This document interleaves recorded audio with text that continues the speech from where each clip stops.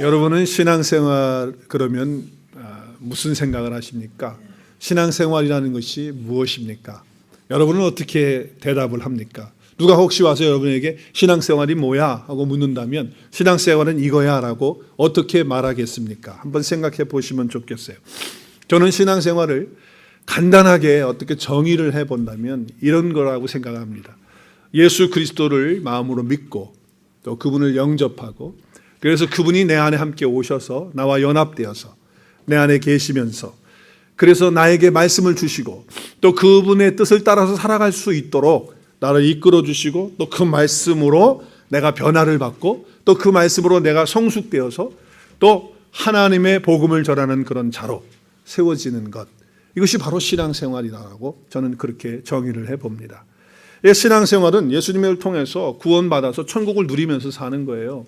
그러면서 내 안에 변화가 계속 일어나는 것이고 우리 오늘 간증하신 분들처럼 그리고 그리스도의 장성한 분량에까지 이르는 것, 그리고 내 안에서 빛 대신 예수님을 나타내고 그 말씀을 드러내서 잃어버린 자들을 찾아서 하나님 앞에 세워드리는 것, 그것이 바로 신앙생활이다라고 하는 것이죠.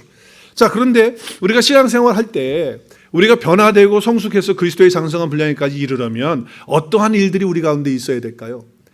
예를 든다면 많은 것들이 있겠지만 체험이 있을 수 있습니다. 체험.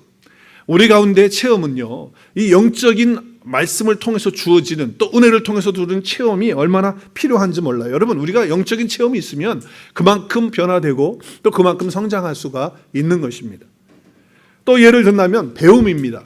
우리가 배우는데 하나님의 말씀을 배우는 거예요. 그 진리의 말씀을 배워야 됩니다. 그래야지만 내가 성숙할 수 있고 성장할 수 있고 내가 변화될 수 있기 때문에 그런 것입니다. 또 더 나간다면 말씀을 양육을 받는 거예요. 오늘 우리가 양육반 간증하신 분들처럼 계속해서 말씀으로 양육을 받는 겁니다. 그리고 훈련 받는 거예요. 양육 받으면서 훈련 받아서 자라게 되면 내가 성숙하게 되고요. 그리고 더 나가서 그리스도의 복음을 전하는 장성한 자가 되는 그런 은혜와 축복을 받게 되는 것이죠. 그런데 저는요, 이런 걸 가운데 정말 중요한 것이 있다면 저는 깨달음이라고 생각을 합니다.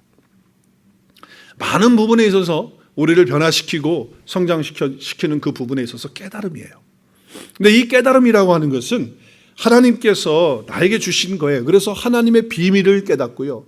그리고 하나님의 영적인 그런 사건을 깨닫고 말씀을 깨닫고 하나님의 성품을 깨닫고 하나님의 뜻을 깨닫고 이렇게 깨닫는 것이 얼마나 중요한지 몰라요. 그런데 저는 처음에 그 깨닫는 것을 내가 노력해서 내가 깨닫는 줄 알았어요. 근데 그게 아니고 하나님께서, 우리 주님께서, 우리 성령님께서 그것을 깨닫게 해주시는 것이기 때문에 사실은 깨달음이라고 하는 것은 내가 터득해서 내가 만들어내는 것이 아니에요. 하나님께서 은혜로 주시는 것들이더라고요. 할렐루야. 그래서 내가 그 일을 지금 목회를 하면서 주의 사역을 하면서도 그 말씀을 깨닫고 그 은혜를 깨닫기 때문에 하나님이 깨닫게 해주심으로 지금까지 내가 그 일을 감당하고 있다라고 저는 그렇게 믿어요.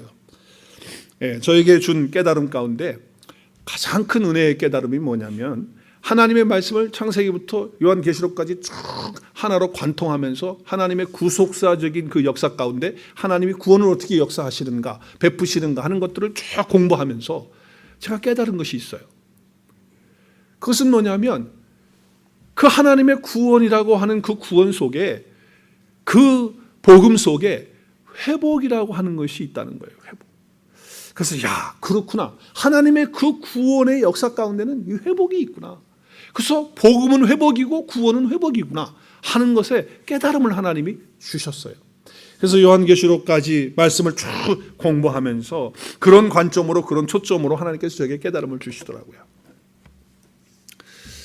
목회자들마다 성경을 보는 관점들이 조금씩 다를 수 있습니다. 물론 모든 것은 성경은 구원을 얘기하는 거니까 구원이죠. 그러나 구원에 대해서 얘기할 때 어떤 목사님은 또 이런 부분을 더 강조하고 또 이런 부분을 더 강조하시는 분이 있어요. 근데 저는 이 구원이라고 하는 것에 정말 초점이 있다고 한다면 그것은 회복이다라고 하는 것을 제가 깨닫게 되었거든요. 이건 하나님께서 깨닫게 해주신 거죠. 여러분, 회복이라고 하는 것이 나오게 되면 무엇인가 잘못되었기 때문에, 무엇인가 파괴됐기 때문에, 무엇인가 어긋났기 때문에 회복이 필요한 거거든요. 그럼 언제부터 그렇게 어긋났고 파괴가 되고 무너졌습니까? 창세기 3장부터 그렇죠. 죄가 이 땅에 들어오면서 하나님께서 모든 것을 다 창조하시고 마지막 날 인간을 창조하시고 하나님의 형상대로 하나님의 형상을 따라서 하나님의 형상으로 우리들을 만드셨어요. 그런데 죄가 들어왔죠. 아담과 하와에게 죄가 들어왔어요. 그러면서 하나님이 만들어 오신 그 형상이 어떻게 됐습니까? 깨어지고 부서지고 무너지고 그리고 어긋나게 된 거예요. 그러면서 하나님과의 관계가 깨어졌어요. 그러면 그 관계를 회복할 수 있는 그 길을 하나님께서는 마련해 놓으셨어요. 그분이 누구십니까? 예수 그리스도예요. 그래서 그분에 대한 메시지를, 그 메시아가 올 것을, 그 메시아가 와야지만 회복이 일어난다, 구원이 일어난다라고 하는 것을 계속 말씀하시는 거예요. 어디까지? 요한계시록까지 말씀하시는 내용인 것이죠. 왜? 우리가 이 땅에 정말 회복이 필요합니다. 땅만 그럽니까? 아니에요. 우리의 내면, 우리의 영혼, 우리의 삶, 우리의 가정, 내가 있는 모든 부분에 회복이 필요한 거예요. 왜? 죄로 말미암아서 다 무너지고 깨졌기 때문에 그런 거예요. 그러므로 우리가 예수님 믿고 하나님의 사람이 됐다면 회복의 은혜를 경험하는 것이 얼마나 중요한지 몰라요. 그 가운데 하나가 내가 예수님 믿고 그분이 내 안에 함께 오셔서 나와 함께 먹고 마시고 계시고 연합되어서 그분과 함께 살고 있다라고 하는 이것을 통해서 우리의 삶이 어떻게 된다고요? 회복이 되어지는 것입니다. 이런 회복의 은혜가 저와 여러분 삶 가운데 있어지기를 주의 이름으로 축원합니다. 여러분, 복음이 들어가는 곳마다 그렇기 때문에 회복이 일어나는 거예요. 복음의 말씀이 들어가고 십자가의 복음에 예수 그리스도의 복음이 들어가는 곳마다 회복의 역사가 일어나는 거예요. 그 복음이 가정에 들어갔다면 그 가정이 변화가 일어나고 회복이 일어나고 그 사회가 회복이 일어나고 그 민족이 변화가 일어나고 그런 역사들이 이 말씀 가운데 복음 가운데 있는 거예요. 제가 예수님 믿고 복음을 알게 됐어요. 얼마나 감사해요. 복음을 알게 되고 믿게 되니까 너무 감사하죠. 근데 제가 신학교까지 가서 신학 공부를 했잖아요. 그래서 복음을 모를 수도 없잖아요. 알잖아요. 그런데 이 복음에 대해서 정말 이 복음으로 산다라고 하는 것, 이 복음 가운데 있다라고 하는 것, 이것이 어떻게 돼야 되느냐라고 하는 그 부분에 대해서 그 초점이 맞춰주는 부분에서 분명하지 못했던 그런 부분이 있었어요. 여러분, 복음의 내용 다 아시죠? 저도 알고 있어요. 하나님께서 우리를 구원하시기 위해서 하나님이 이 땅에 오셨어요. 그분이 누구세요? 예수 그리스도세요. 그분께서 오셔서 어떻게 하셨어요? 내 죄 때문에 십자가에 달리셨어요. 그렇죠? 그리고 죽으셨어요. 죽으실 뿐만 아니라 부활하셨어요. 그리고 지금도 살아계셔요. 그래서 그분을 믿고 영접하면 그분이 살아계시기 때문에 우리 안에 들어오셔서 함께 사세요. 그리고 함께 하세요. 그렇죠? 그래서 우리는 예수 그리스도의 생명을 통해서 사망에서 생명으로 옮겨진 사람이 되었고 천국이 이미 내 안에 들어와서 천국을 누리면서 사는 그런 사람이 된 거예요. 이 복음의 내용입니다. 이 내용을 모르는 게 아니잖아요. 알고 있었어요. 전 다 알고 있었고. 그러나 정말 복음으로 사는 것이 그럼 무엇이냐. 정말 복음은 회복이라고 하는데 이 회복되어지는 복음이 정말 우리 가운데 나타나는 그런 삶의 역사 가운데 일어나야 되는데 그것이 분명하지 않으니까 좀 뭐라 그럴까요? 복음은 알고 있지만 그 복음의 능력이 우리 삶 가운데 나타나지 못했던 때가 있었어요. 복음을 통해서 우리가 하나님의 자녀에서 영적 신분이 바뀌었죠? 회복이 됐어요. 정말 하나님의 자녀로 회복되어지는 그런 신분이 되어진 거예요. 복음이 우리 심령 가운데 임하게 되면 우리의 심령이 변화가 되어졌어요. 이 복음이 가정에 들어가면 그 가정이 변화가 되는 거예요. 그 복음이 민족에 들어가면 민족이 바꿔지고 사회에 들어가면 사회가 바꿔지는 거예요. 이 복음이 교회 안에 들어오면 그 교회가 바꿔지는 그런 역사가 일어나는 거예요. 저는 이 회복을 분명하게 믿고요. 또 하나님께서 이것을 깨닫게 해주셨다고 하는 것이죠. 자, 그런데 제가 이것을 깨달으면서 특별히 많은 말씀들이 있지만 그 말씀 가운데 오늘 우리가 함께 읽은 이사야서 61장 1절에서 3절 말씀이 복음은 회복이라고 하는 깨달음을 준 아주 키가 되는 그런 말씀입니다. 우리 다시 한번 1절 말씀 볼까요? 주 여호와의 영이 내게 내리셨으니 이는 여호와께서 내게 기름을 부으사 가난한 자에게 아름다운 소식을 전하게 하려 함이라. 자, 여기 보면 여호와의 영이 내리신 분이 누구예요? 기름 부으심을 받는 자가 누구예요? 메시아죠. 구원자시죠. 기름 부음을 받았다는 뜻이 뭐예요? 그리스도죠. 그리스도의 뜻은 뭐예요? 기름 부음 받았다. 기름 부음 받는 사람은 누구 기름 부음 받죠? 왕과 제사장과 선지자에게 기름 부음 받아요. 그래서 기름 부음 받아가 메시아, 구원자, 예수 그리스도 그분에게 그리스도의 영이 주의 영이 임했다는 거예요. 그래서 뭐 한다는 거예요? 그분이 오셔서 뭐 한다는 거예요? 뭐 한다고요? 가난한 자들에게 뭐예요? 아름다운 소식을 전한다. 여기 가난한 자들은 누구이며 아름다운 소식은 뭐냐?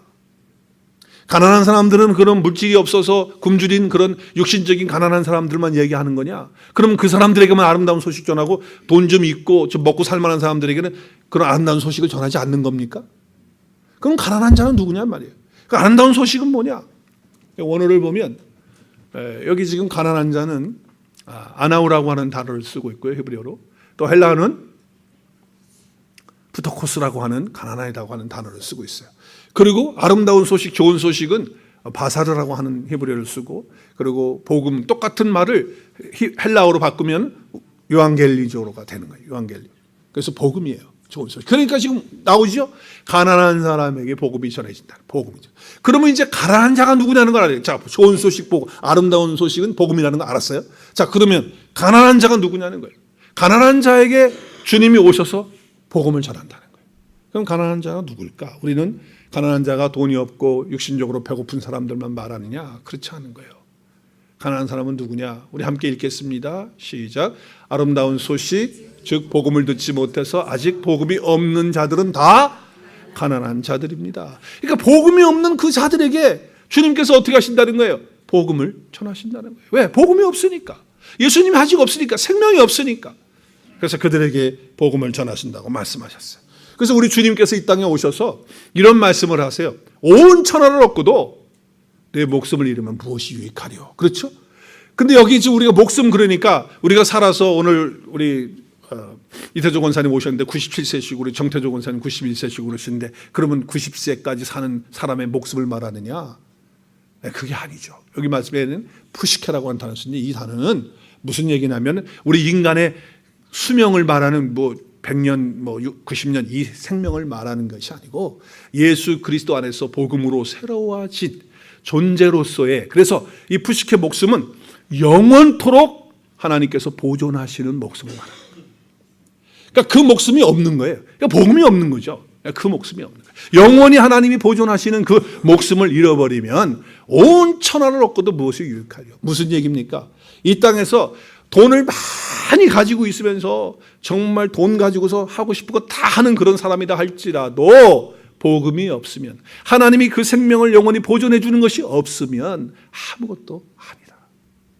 이 땅에서 큰 권세를 가지고 자기가 하고 싶은 말 다 할 수 있고 또 그런 권력을 가지고 그런 권세를 가지고 있다. 그래서 온 천하를 갖다가 호령하는 그런 권세가 있다 할지라도 푸시케가 없다면, 하나님이 보존하시는, 영원히 보존하시는 그 생명이 없다면, 그 목숨이 없다면 아무것도 아닌 것이 된다는 거예요. 자, 그렇기 때문에 오늘 여기서 말하고 있는 이 목숨을 다시 말하면 영원히 보존되는 복음 안에서 새롭게 바꾸어진 목숨을 가지고 있지 않기 때문에 그렇게 복음이 없는, 푸시케가 아직 없는 그런 사람들은 다 극심히 가난한 사람들이다라고 하는 거예요. 그 사람들이 다 가난한 사람들이 되는 거예요. 그러므로 성경에서 말하는 가난한 자는 세상 것이 아닌, 한번 따라하겠습니다. 천국 복음이 없는 자가 가난한 자입니다. 네, 천국 복음을 아직 깨닫지 못하고 있고 그 마음에 없는 사람이 다 가난한 사람들이란 말이에요. 그 사람들에게 주님은 뭐라고요? 네, 아름다운 소식, 복음을 전하기 위해서 오셨다. 그래서 사도 바울이 뭐라고 말해요? 다른 복음은 없다는 거예요. 그래서 그 복음은 어떤 복음? 그리스도의 복음이라는 거예요. 근데 이 그리스도의 복음을 자꾸 변질시키는 거예요. 변질. 그래서 사람의 복음으로, 인간의 복음으로, 물질적인 복음으로, 자꾸 세속적인 복음으로 바꾸는 거예요. 그런 사람들은 저주를 받는다고 그랬잖아요. 다른 복음 없다는 거예요. 우리에겐 무슨 복음만 있다? 그리스도의 복음이에요. 그리스도가 전해준 복음, 그리스도가 말씀하시는 그 복음, 그것을 가지고 있는 사람이 가난한 사람이다, 부자다? 부자다. 그 사람이 바로 부자다라고 하는 거예요. 자, 그렇기 때문에 그리스도의 복음이 뭐냐? 그리스도의 복음은 이거예요. 우리 같이 읽겠어요. 에베소 3장 6절 시작.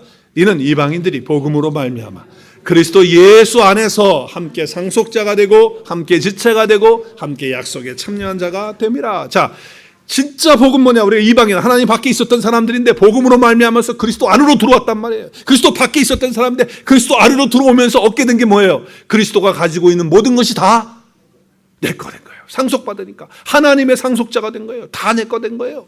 그리고 하나님과 주님과 함께하는 지체가 돼서 한 몸이 됐어요. 그리고 성경에서 말씀하시는 모든 약속이 다 누구께 됐어요? 나의 것이 됐어요. 그럼 부자예요, 가난한 사람이에요? 가난한 사람이 부자예요. 부자예요, 부자. 우리는 복음으로 말미암아 부자가 된 사람이에요. 할렐루야. 그러니까 쫀쫀하게 살지 마세요. 거지같이 살지 마세요, 제발. 뭐 세상에서 돈 좀 없다고, 명예 좀 없다고, 뭐 주의가 좀 없다고 기죽을 거 없어요. 다 가지고 있는 여러분이 진정한 복음의 부자인 줄로 믿으시길 바랍니다.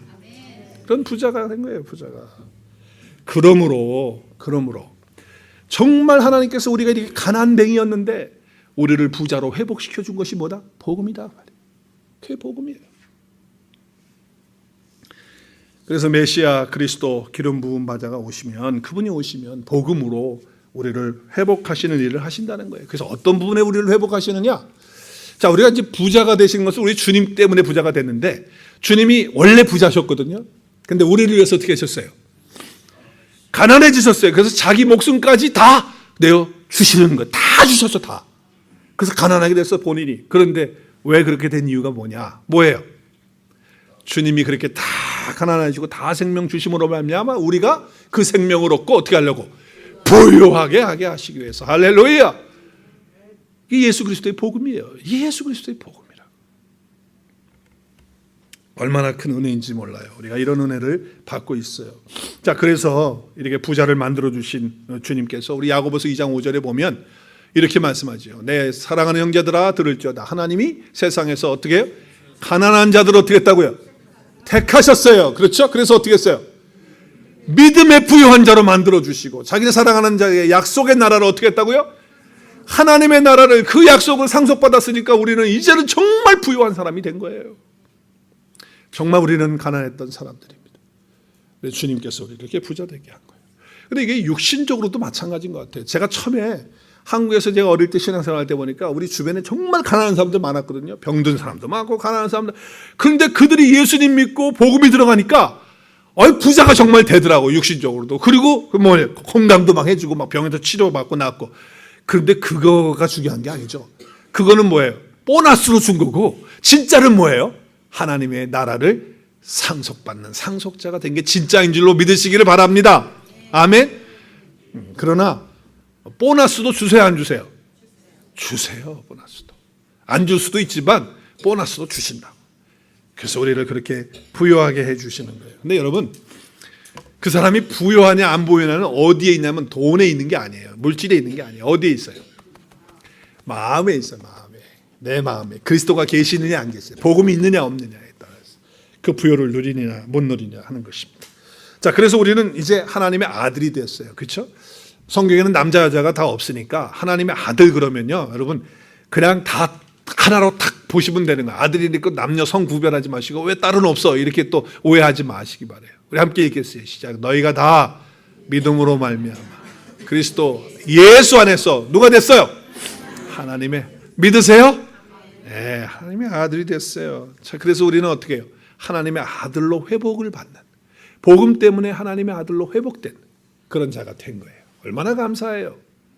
이런 은혜와 축복이 우리 가운데 있는 것이죠. 자, 그래서 우리 주님이 이제 앞으로 오셔서 뭘 하시겠느냐, 무슨 회복을 행하시면서 일을 하시느냐. 오늘 말씀해 보니까 주의 영이 임하시고 기름을 자기에게 부은 바 되어지면 가난한 자에게 아름다운 소식을 전하는데, 복음을 전하는데, 그래서 나를 보내서 어떻게 하신다고 우리 함께 읽겠어요. 마음이, 시작. 마음이 상한 자를 고치며 포로된 자에게 자유를 주고 갇힌 자에게 노임을 선포하고 여호와의 은혜의 해와 우리 하나님의 보복의 날을 선포하여 모든 슬픈 자를 위로하되. 자, 말씀 보면 뭐라고 그래 말씀하세요? 지금 어떻게 하신다고요? 마음이 상한 자를 고쳐주세요.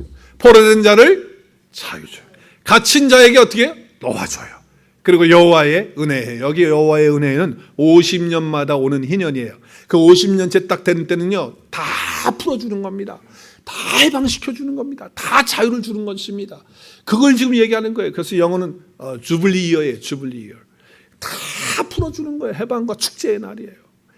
그걸 지금 주님이 오셔서 하시겠다는 거예요. 그래서 슬픈 자를 위로하시고 묶여지고 그리고 포로된 자를 다 풀어주는, 그리고 하나님께서 보복해 주시는 그런 날로 말씀하시고 있는 것이죠. 자, 그래서 복음은 뭐다? 회복이다라고 하는 것을 말씀하시는 거예요. 자, 그런데 메시아로 이 땅에 주님이 직접 오셨어요. 오셔가지고서 이제 요단강에서 세례를 받으시고, 그리고 이제 주의 사역을 하시기 바로 전에 나사렛에 가셨어요. 주님이 자기가 태어나기는 베들레헴에 태어났지만 자라기는 나사렛에 자랐잖아요. 나사렛 자기 동네에 가셔가지고서 회당에 가셨어요. 안식일 날. 그래서 회당에서 뭘 하냐면 그때 당시에 두루마기로 이렇게 되어져 있는 성경을 쭉 펴서 읽어요. 근데 예수님께서 그날 그 안식일 날 갑자기 그 회당에 들어가셔가지고서 성경을 딱 쓰셔가지고 그 성경을 피기 시작하신 거예요. 그래서 누가복음 4장에 나와요.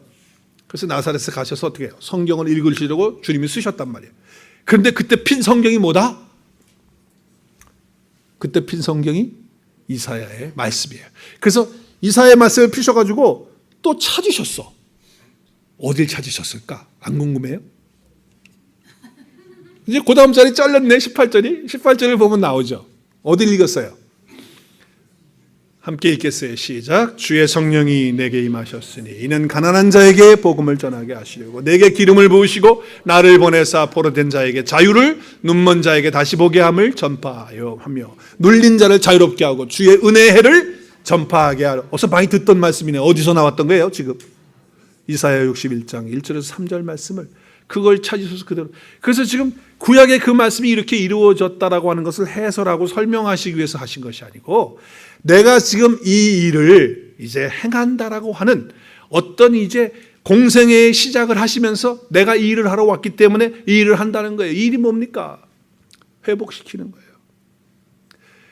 구원의 복음을 주시는데 그 구원의 복음 안에는 회복이 있다는 거예요.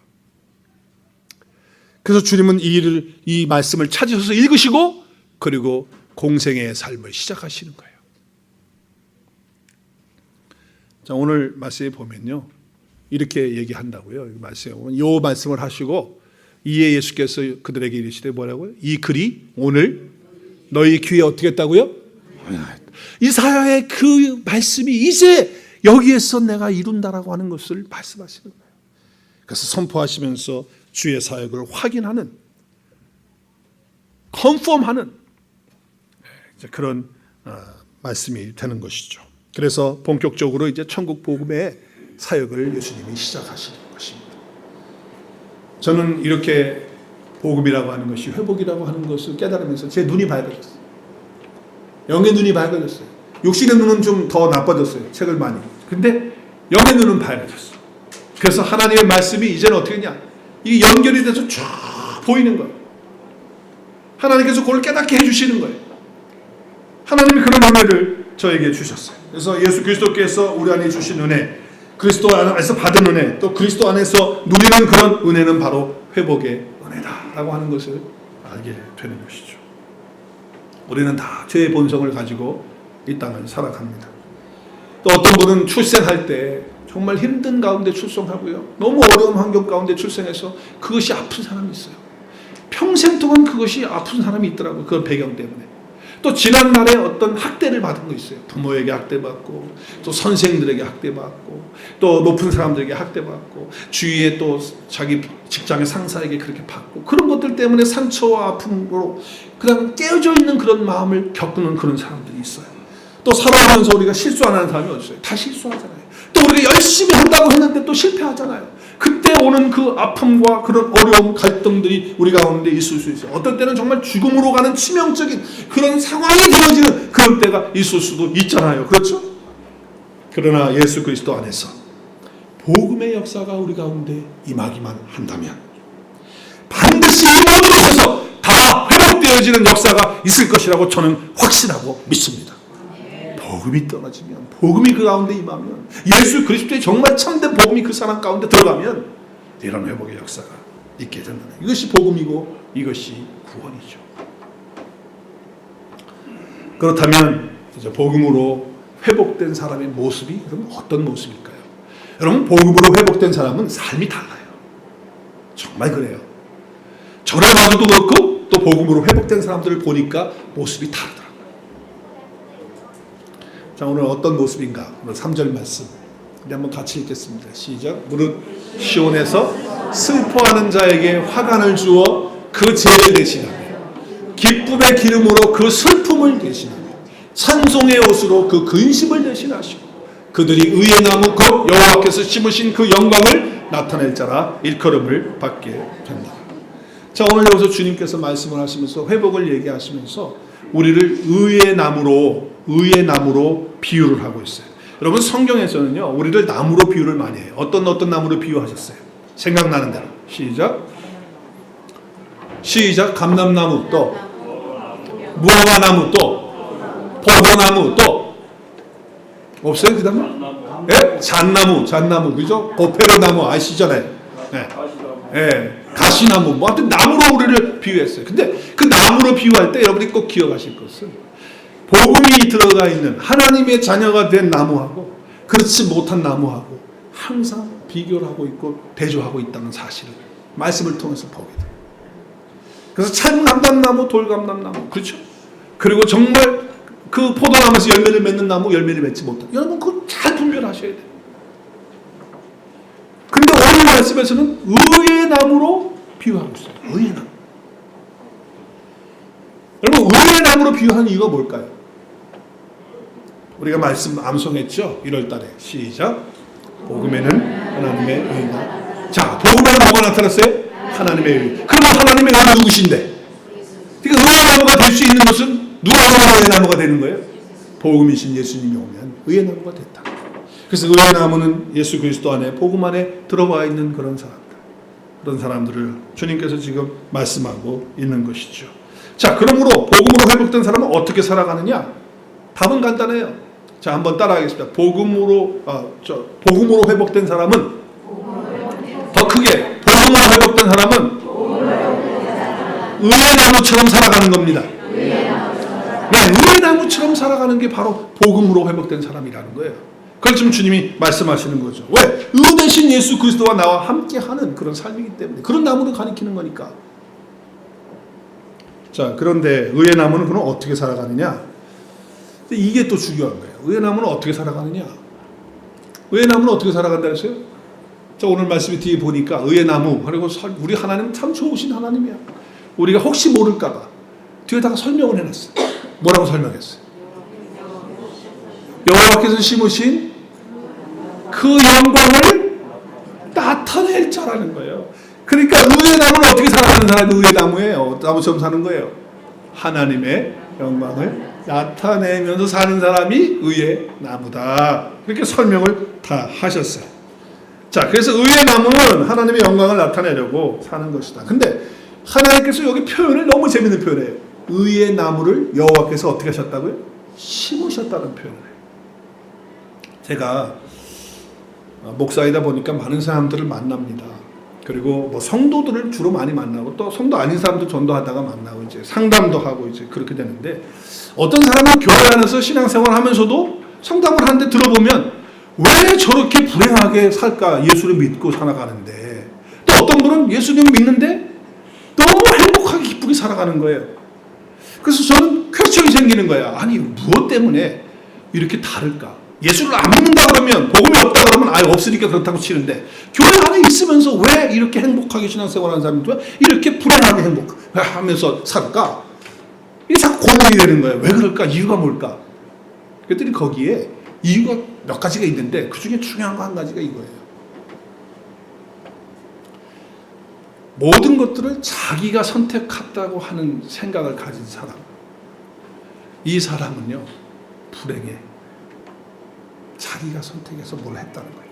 자, 그래서 자기가 선택한 것이 기준이 돼요. 여러분, 내가 선택했다고 했을 때 가만히 생각해 보세요. 그러면요, 내가 선택했다라고 하는 것은 상당히 괜찮아 보이는 거 아니에요? 그래도 내가 선택을 한 거니까. 내가 선택한 거니까. 그런데 결과가 안 좋아지면 그게 마음이 아픈 거긴 하지만 또 내가 선택했다라고 하는 어떤 프라우드가 우리 가운데 있는 거예요. 결혼해서 사는 부부들을 상대방에 대해서 내가 잘못 선택했다라고 하는 그런 생각하는 사람들은 저한테 종종 이런 얘기해요. 목사님, 제가 그때는 콩깍지가 껴가지고서 그랬죠. 그렇게 얘기를 했어요. 또 어떤 분은 이렇게 얘기해요. 내가 내 발등을 찍었지요. 그러더라고요. 아니, 지금 너무 그런 얘기를 어떻게 그렇게 할 수 있을까? 그러니까 내가 선택을 했는데 잘못 선택했다는 거예요. 그래서 너무 아프다는 얘기죠. 절망스럽다는 그런 얘기를 하는 거예요. 어떤 사람은 그게 아니라 반대로 내가 선택한 게 아니고 남이 등을 떠밀어서 내가 이렇게 됐다는 거예요. 그래서 어떤 분은 결혼 생활하면서 그래요. 내가 그때 결혼 안 하려고 그랬는데 어머니 아버지가 말이지 너 이번에 결혼 안 하면 너 이번에 일한다고 결혼 안 하면 너 평생 결혼 못 할 줄 알아. 그래가지고서는 할 수 없이 결혼했다. 등 떠밀려서 결혼했다라고 하는 거예요. 그런 부부는요 행복할까 안 행복할까? 안 행복해요. 그냥 억지로 떠밀어서 내가 결혼했으니까 하는 그런 생각 가지고 있으니까. 또 어떤 사람은 운명에 의해서 이렇게 됐다. 아이 운명. 우리 그리스도인들에게는 운명이 있어요 없어요? 없어요. 그딴 소리 하지 마요. 운명 철학 그런 거 가지 마세요. 한국에 그 뭐 5억인가가 뭐 매년 그 저기 점 보고 하는데 돈이 그만큼 돈다 그래요. 그런데 거기에 30%가 그 저기 권사님들이 갖다 내는 돈이래요. 정신 차려야 돼요. 그렇죠? 더 심한 것 중에 하나는 뭐냐면 내가 잘못해서 내가 죄를 지어서 그 벌로 내게 주어졌다라고 하는 생각을 해요. 그래가지고 어떤 결혼한 남자는 이렇게 이상한 얘기를 하는 적이 들어본 적이 있어요. 내가 어떻게 이 자매를 만났습니까? 물으니까 그분이 이렇게 대답을 해요. 남자분이 제가 지은 죄가 많아서 이렇게 됐다고. 또 자식이 어려울 때 부모가 된 입장으로 이렇게 말하죠. 자식이 어렵고 힘들 때마다 부모인 내가, 엄마인 내가, 아빠인 내가 죄를 많이 져서 이딴 소리 하면 그 삶이 행복하겠어요? 거기에 무슨 기쁨이 있겠어요? 어떤 사람은 아예 몰라. 그리고 그냥 나는 뭐 어쩌다 보니까 내가 여기 왔어. 아유 어쩌다 보니까 이렇게 됐어. 이런 사람도 참 불행하게 사는 사람. 그러면 의의 나무로인 우리 하나님의 사람으로 우리를 만드신 우리 정말 복음으로 회복된 그 사람은 어떻게 살아야 될까요? 어떻게 사는 사람일까요? 오늘 이 말씀에 뭐예요? 여호와께서 어떻게 하셨다? 심으셨다는 거예요. 내가 어떤 상황에 있든지 간에 지금 정말 힘들고 아프고 마음 아픈 이런 상황, 이런 이야기, 이런 삶이 내 가운데 있다 할지라도 이 자리에 심어놓으신 분이 여호와 하나님이시라는 것을 믿고 고백하는 사람은 행복한 사람이에요. 어떤 상황이 되어도 어떤 위치가 되어도 하나님이 지금 나를 이것에 심어놓으신 것이다라고 하는 그 믿음과 확신이 있는 사람은요 어떤 상황 속에서도 감사할 수 있고 기뻐할 수 있고 행복할 수 있는 거예요. 왜냐하면 하나님이 왜 거기다 심어놓으셨다고 했어요? 이유가 뭐예요? 왜 그 자리에 심어놓으셨다는 거예요? 하나님이 이렇게 힘들고 어려운 상황 속에 나를 심어놓으신 이유는 하나님의 영광을 나타내라고 여기에 심어놓으셨구나. 할렐루야!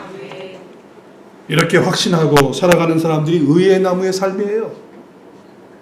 그런 사람이 바로 복음으로 회복된 사람의 삶의 모습이다 그 말입니다. 그러니까 내가 복음으로 회복된 사람인가 아닌가, 내가 복음으로 구원받은 사람인가 아닌가, 그 삶을 보면 아는 거예요. 그 삶을 보면. 맨날 삶에 불평이 있고 원망이 있고 내가 왜 어쩌다가 이렇게 돼서 누가 이곳에 나를 이 교회로 나를 인도해가지고 나를 이렇게 힘들게 만들었어. 왜 내가 저 남자를 만나서 저 여자를 만나서 내가 이 가정에 살아야 돼. 이런 소리 하는 사람은요 전부 복음을 회복이 뭔지를 모르는 거야. 복음이 뭔지를 모르는 사람이에요. 제가 장애아를 둔 여자 집사님을 만난 적이, 제가 섬기는 교회에서 만난 적이 있는데 그분이 첫 번째 나를 만나면서 그 아이가 17살, 16살 이렇게 됐었어요. 근데 아이 지능이나 말이나 하는 게 4살, 5살도 안 돼. 남자아이가 그러고 있는 거야. 막 하니까 막 이러고 있더라고. 그래서 저한테 인사를 하면서 목사님, 그래서 이제 저하고 인사를 했어요. 제가 그 교회 부임해서 얼마 안 됐습니다. 근데 그 집사님이, 여자 집사님이 이렇게 얘기해요. 목사님, 하나님께서 이 아이를 저에게 맡겨주셨어요.